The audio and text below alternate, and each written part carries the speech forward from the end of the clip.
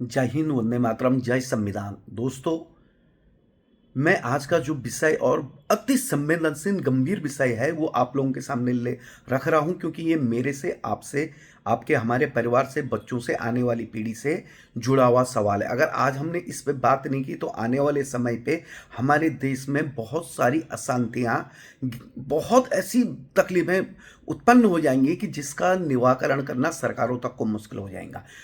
आज का मुख्य विषय मेरा ऐसा है दोस्तों कि हमारे भारत देश को खतरा हमारे पड़ोसी देशों से, दुश्मन देशों से, पाकिस्तान, बांग्लादेश, चीन या फिर तुर्की या फिर अमेरिका, ऐसे देशों से बिल्कुल नहीं है, बल्कि हमारे देश को खतरा जो है वो एक माफिया, वो इतना खतरनाक माफिया है कि जितना इस देश में पल रहे जय चंदों से भी खतरा नहीं है। जो खाते यहाँ का है, गाते पाकिस्तान का, उनसे भी नहीं खतरा, बल्कि उस माफिया से है। और उस माफिया का नाम है मीडिया। इलेक्ट्रिक मीडिया हो, प्रिंट मीडिया हो, या फिर आजकल कुकुरमुत्तों के समान उगाई हुई यूट्यूब वाली मीडिया हो। तो मीडिया से खतरा कैसा, मैं आपको समझाना चाहता हूँ। हमने कभी भी अपने आप को जाति, धर्म, पंथ, मजहब, रंग, रूप, प्रांत, उपजातियों में नहीं बांटा, बल्कि हमने अपने आप को भारतीय माना। I am the Indian. लेकिन इस मीडिया के कारण हम लोग जातियों, उपजातियों, धर्मों, मजहबों, प्रांतों और भाषावाद, झंडावाद में बंट चुके हैं। मैं एक छोटा उदाहरण आप लोगों को दूंगा कि कभी देखना, कहीं अगर कोई घटना घटती है, कहीं कोई अनहोनी होती है इस देश में, कहीं किसी बहन, बेटी, मां की आबरू के साथ खिलवाड़ होता है, आरोपी कौन हो, ये मीडिया देखो किस तरह तय करती है। अगर मैं किसी को दलित नहीं मानता, मैं किसी को मुस्लिम, मैं सबको भारतीय मानता हूं, लेकिन देखो अगर किसी दलित, अति दलित के साथ कोई घटना घटती तो इस मीडिया में लगातार रात दिन डिबेटें चलती, चर्चाएं पर चर्चाएं चलती हैं। दलित बेटी के साथ में बलात्कार, दलित बेटी को इंसाफ कब मिलेगा, दलित बेटे के साथ में हुआ अन्याय, दलित के साथ अन्याय, मुस्लिम के साथ अन्याय। तो मुझे समझ में ये बात नहीं आती कि ये मीडिया ऐसा जहर क्यों हमारी नसों में घोल रही है, हमारे आने वाली पीढ़ी को उसके माथे पे, इस भारत देश के माथे पे ये नासूर क्यों लगा रही है, ये ऐसी जातिवादी बात क्यों करती है, हम में जहर क्यों घोल रही है। और मीडिया देखो, 140 करोड़ लोगों ने कभी भी इस मीडिया पे बात नहीं की है। किसी भी सरकारों के अंदर, चाहे राज्य सरकार हो, चाहे केंद्र सरकार हो, इतनी मतलब मोदी जी की सरकार है, लेकिन देखो मीडिया पे सर्जिकल स्ट्राइक करने की किसी की भी ताकत नहीं है। मीडिया इतनी पावरफुल हो चुकी है कि वो अपने आप को इस देश का भगवान मानने लग गई है। और मीडिया का घमंड कैसा बढ़ता मैं बताता हूं। पूर्व में इस देश के सुप्रीम कोर्ट के कुछ जजों ने मोदी जी की सरकार की कुछ नीतियों के विरुद्ध सीढ़ियों पर बैठकर, माननीय सर्वोच्च न्यायालय की सीढ़ियों पर बैठकर धरना दिया और यह बोला कि अपनी मांग को हम मीडिया के माध्यम से मनवाना चाहते हैं। तो देखिए, माननीय सर्वोच्च न्यायालय के न्यायाधीशों ने भी मीडिया को ही एक जरिया माना।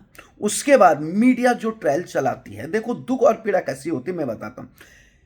कोई बाप, माँ बाप, भाई बहन अपने परिवार में सुखी संपन्नता से रहते हैं। बाप और माँ अपना पेट काटकर अपनी बेटी को पढ़ाते हैं, लिखाते हैं, 24-25 साल तक जिगर का टुकड़ा बनाकर रखते हैं। अगर वो बेटी कुछ दिनों, कुछ महीने, कुछ साल के प्यार के चक्कर में घर छोड़ के चली जाती और माँ बाप कुछ करें, पुलिस में शिकायत दर्ज करें या उसको, बेटी को वापस आने के लिए आग्रह करें, तो मीडिया कितना प्रोपगंडा फैलाती है। उस पर फिर चर्चाएं पर चर्चाएं शुरू कर देती कि पिता द्वारा बेटी को जान मारने की धमकी, माँ द्वारा बेटी के साथ ऐसा, भाई द्वारा ऐसा। सोचो उन माँ बाप की इज्जत जब चर्चा तार तार होती होंगी तो उनके दिल पे क्या गुजरती होंगी। एक तो बेटी भी गई, दूसरी बात कि इस मीडिया के माध्यम से उस माँ बाप को खलनायक घोषित किया जाता है।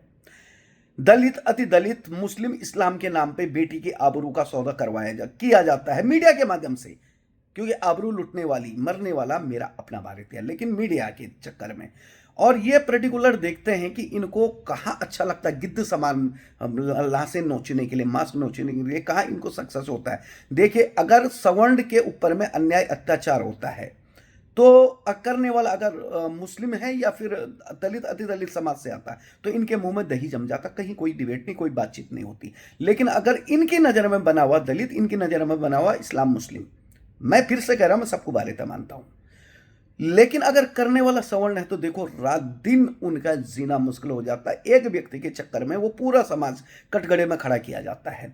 और सबसे बड़ी बात है कि यहाँ पे माननीय न्यायालयों के ऊपर में किसी को भरोसा नहीं है, क्योंकि मीडिया ने ही एक ऐसा नैरेटिव सेट कर दिया है कि वो ही जज, वही वकील, वही गवाह, वही साक्ष्य और वही सब कुछ बन जाती है। अपने आप को उन्होंने ऐसा घोषित कर दिया कि यही अपराधी है। अपराधी कौन, तो वो खुद तय करेंगे कौन अपराधी है। जबकि माननीय अदालतें, हमारा संविधान हमें कहता है कि जब तक गुनाह किसी पे सिद्ध ना हो तब तक वो मुजरिम नहीं मुलाजिम होता है। लेकिन देखिए ये मीडिया ट्रायल चलाती है और ट्रायल चलाने में कई निर्दोषों को, मैं लिख के दे रहा हूं, कई निर्दोषों को सजा हो चुकी है, क्योंकि माननीय अदालतें दबाव में आती हैं। जो मैं भी पूर्व में देख चुका हूं कि माननीय हाईकोर्ट ने किसी पूर्व विधायक को जो बलात्कार के मुकदमे में अंदर हैं, हत्या के मुकदमे में अंदर है, उन्हें माननीय हाईकोर्ट ने किसी साक्ष्य के आधार पर बेल दी। वो जेल से बाहर नहीं आई, लेकिन मीडिया ने ऐसा हाई तौबा कर दिया कि जैसे कि बिल्कुल उसे तुरंत फांसी पे चढ़ा दो, जबकि उन्हें उम्र कैद मिली हुई है। वही जज, एक जज अगर आपको अदालत से सिर्फ जमानत दे रहे कुछ शर्तों पे, और वही माननीय सर्वोच्च न्यायालय के जज वो सजा को निरस्त कर रहे हैं। किस चक्कर में? मीडिया ट्रायल के चक्कर में मीडिया ने जो एकदम से वातावरण दूषित कर दिया है। और इस दूषित वातावरण की चक्कर में 140 करोड़ भारतीयों के माथे पे एक शर्म का, एक जातिवादी नासूर का और एक प्रांतवाद का नासूर का कलंक और जख्म बन गया है, जो कि बहुत बड़ा मुश्किल और खतरा है। तो आने वाले समय पे माननीय सरकारों से मैं अपील करूंगा कि क्या आप में इतनी क्षमता है कि आप इस मीडिया रूपी माफिया पे स्ट्राइक कर सकें, इन पे ईडी, इनकम टैक्स, आईटी के छापे डाल सकें, इनकी जांच कर सकें, इनके बंगलों की देश विदेशी में इनके जो संबंध है उसकी जांच हो पाएंगी। और क्या मीडिया अपने आप गिरेबान में झांककर कभी ये सोचेगा कि हम देश को कहाँ ले जा रहे हैं, किस तरह ले जा रहे हैं और क्या बर्बादी करना चाहते हैं देश की? हैं, इनके बच्चे तो विदेशों में पढ़ रहे हैं, लेकिन इनको गरीबी से लेना नहीं, शिक्षा स्वास्थ्य का व्यवसाय बाजारीकरण उससे लेना नहीं, देश में विभिन्न प्रकार की समस्याएं उससे लेना नहीं। इन्हें तो सिर्फ जातिवादी नासूर करना, कभी टोपी वालों को, तिलक वालों को बिठा देते हैं आपस में, और ऐसे जहरीले वाक्य वहां निकलते हैं उन चर्चा पर चर्चा डिबेटों में कि हमने अपने आप को, हमें शर्मसार महसूस होना पड़ता, भारत कहने में भी हमें शर्म आती है।